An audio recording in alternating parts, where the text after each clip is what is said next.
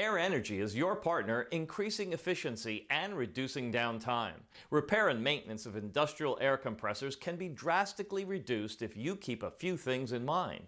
Number one, make sure to tag the machine's electrical switch so it won't be started by mistake. And number two, prior to performing any service or maintenance, disconnect all components from their power sources. This is a question of safety for your staff and reduced impact on your machine. Number three, any part which is exposed, even if it does not carry electrical currents, should always be grounded. Number four, when lubricating components, do not use oils with a low flash point. They can potentially ignite while the compressor is operating at a high temperature.